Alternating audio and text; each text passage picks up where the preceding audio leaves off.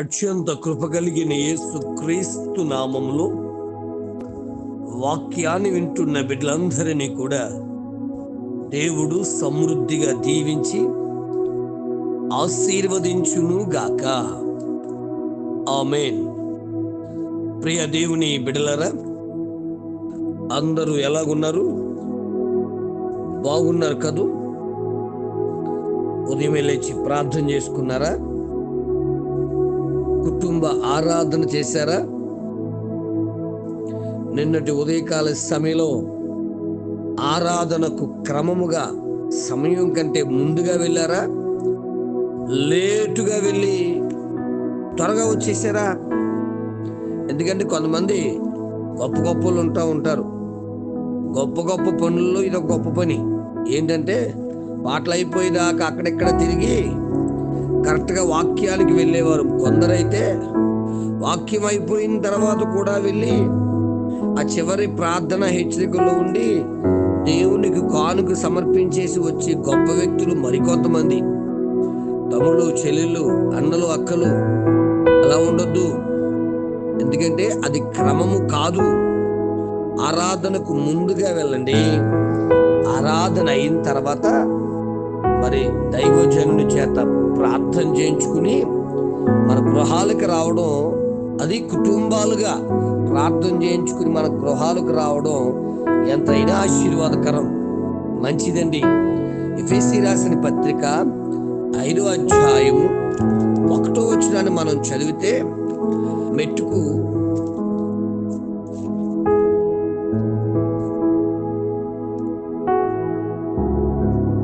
ఎఫెసీ రాసిన పత్రిక 5వ అధ్యాయము 1వ వచనం, కావున మీరు ప్రియులైన పిల్లల వలె దేవుని పోలి నడుచుకొనుడి అనే మాట. బిడ్డలారా, మనము ఏ కులమునకు చెందిన, ఏ మతానికి చెందిన, ఏ ప్రాంతానికి చెందిన మనమందరము ఎవరి పిల్లలమంటే యేసయ్యకు ఇష్టమైన ప్రియమైన పిల్లలం. ఈరోజు వాక్యం వింటున్న నీవు కూడా యేసయ్యకి ఇష్టమైన వాడు. కొంతమంది అంటారు, మా డాడీ లేకపోతే మా మమ్మీ మమ్మల్ని సరిగా చూడట్లేదండి అంటూ ఉంటారు. లేకపోతే మేము ఎవ్వరికి ఇష్టం కాదండి, ప్రియమైన వారం కాదండి అని కొంతమంది అంటూ ఉంటారు. మాకు ఎవరును సరైన ఆదరణ, ఓదార్పు ఇచ్చేవారు లేరండి అంటూ ఉంటారు.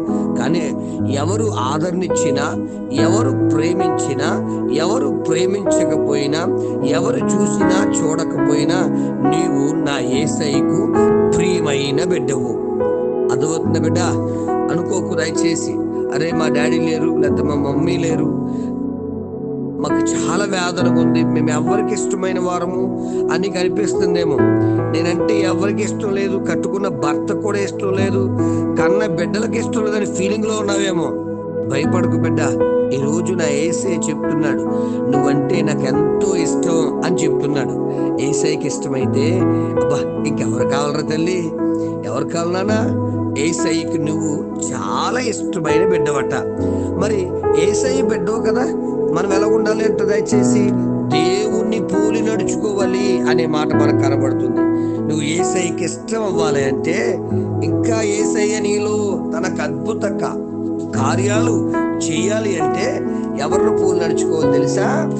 యేసయ్యను పోలి, దేవుణ్ణి పోలి నడుచుకోవాలి. 2-3 మాటలు ఈ విషయం మీద తెలియజేస్తాను. ఏమిటో తెలుసా? దేవుని పోలి నడుచుకోవడం అంటే ఏమిటి అని మనం ఆలోచన చేస్తే, ఈ ఫిలిప్పీలు రాసిన పత్రిక 2వ అధ్యాయం, ఫిలిప్పీలు రాసిన పత్రిక 2వ అధ్యాయం 5 నుంచి కొన్ని వచనాలు 11 వచనాల వరకు మీరు ధ్యానించినట్లయితే, యేసయ్య పరమ దేవుడై ఉండి ఆ పరలోక రాజ్యాన్ని విడిచిపెట్టి దాసునిగా రిక్తునిగా చేసుకుని తన్ను తాను తగ్గించుకునేటట్లుగా ఉన్నాడు. బిడ్డ, నువ్వు యేసయ్యకి ప్రియమైన బిడ్డవుగా ఉండాలంటే నిన్ను నువ్వు తగ్గించుకోవాలి. తగ్గింపు స్వభావం ఉందా బిడ్డ? ఆలోచన చేయి. కొంతమంది హెచ్చించుకునే వాటి మీదే ఉంటారు తప్ప తగ్గించుకుని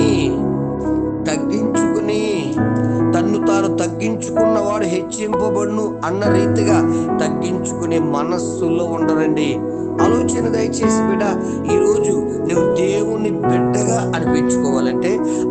ప్రియమైన బిడ్డగా నువ్వు అనిపించుకోవాలంటే తగ్గించుకునే మనస్సు కలిగి ఉండాలి. ప్రభు హెచ్చాలి, నువ్వు తగ్గాలి. నువ్వు ఎప్పుడైతే తగ్గించుకుంటావో దేవుడిని హెచ్చిస్తూ ఉంటాడు. అబ్రాహాము అంటాడు కదా, నేను ధూళి లాంటోని, నేను దుమ్మి లాంటోని అంటూ ఉంటాడు.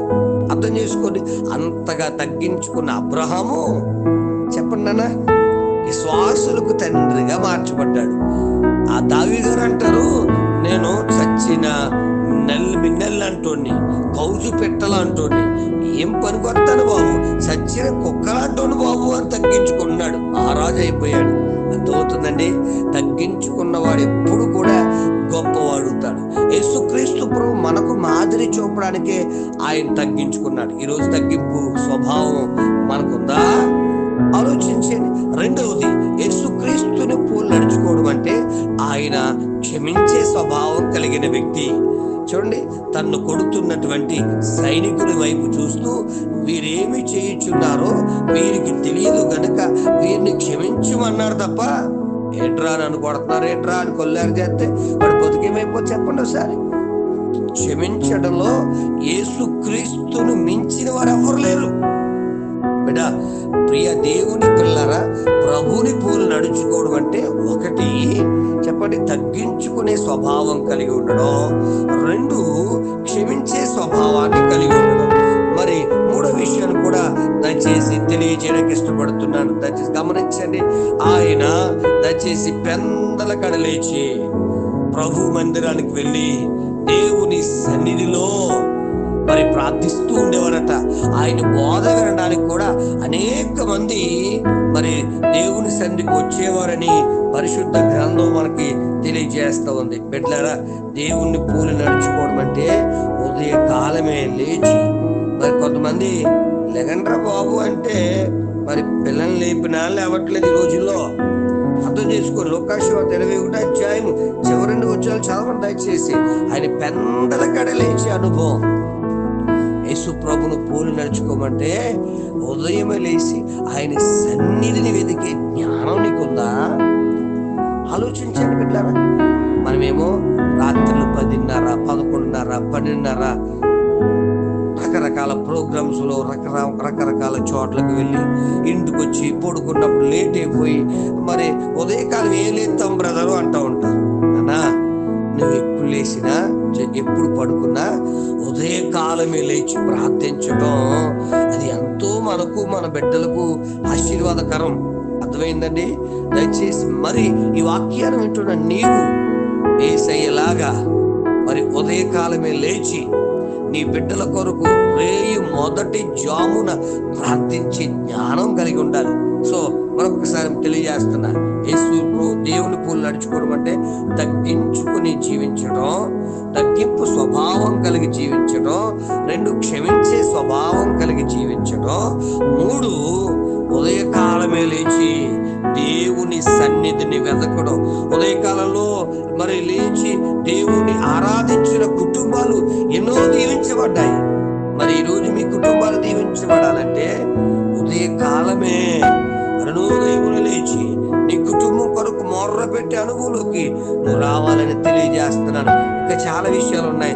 రేపు ఉదయకాల సమయంలో మనం కంటిన్యూ చేద్దాం. దయచేసి ఈ ఉదయకాల సమయంలో దేవుణ్ణి పోలి ఆయనకి ఇష్టమైన బిడ్డలుగా అనేక మందికి ఆశీర్వాదకరంగా ఉండకు దేవుడు మన కుటుంబాలను అలా దీవించును గాక. తండ్రి నీకు స్తోత్రాలు. ఎన్నో మంచి విషయాలు మాతో మాట్లాడుతున్నా. మేము మీకు ఇష్టమైన వారమని మాకు తెలియజేస్తారు. నిజమే, ఈరోజు ఎంతో మంది బిడ్డలు నేనంటే ఎవరికి ఇష్టం లేదు అనే ఫీలింగ్ ఉన్నారేమో, కానీ మీ కృపను విస్తరింపచేసి బిడ్డలతో మాట్లాడారు. మీరంటే నాకు ఎంతో ఇష్టం అన్నారు. ఆ మాట తెలుసుకునే వీరు నీ కొరకు నిలబడి జీవించడానికి మార్గాలు తెరవండి. ఎవరైనా ఇంకా అయ్యా నేనంటే నా భర్తకి ఇష్టం లేదు, నేనంటే నా పిల్లలకి ఇష్టం లేదని ఇంకా సతమతం అయిపోతూ ఉంటే, నేనంటే నా భార్యకి ఇష్టం లేదని కుమ్మిలిపోతూ ఉంటే, అయ్యా నీ బిడ్డలతో ఈ ఉదయకాల సమయంలో మాట్లాడిన ఈ ఆదరణకరమైన మాటలు బట్టి స్తోత్రాలు. మీరే బిడ్డలు ధైర్యపరచండి.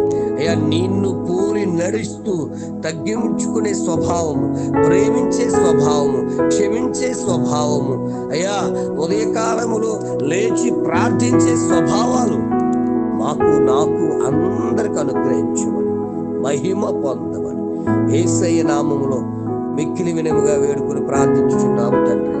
ఆమేన్. ప్రార్థన కొరకు నా సెల్ నంబర్ 9866958571. ప్రభు కృప మీకు తోడుగా ఉండును గాక. ఆమేన్.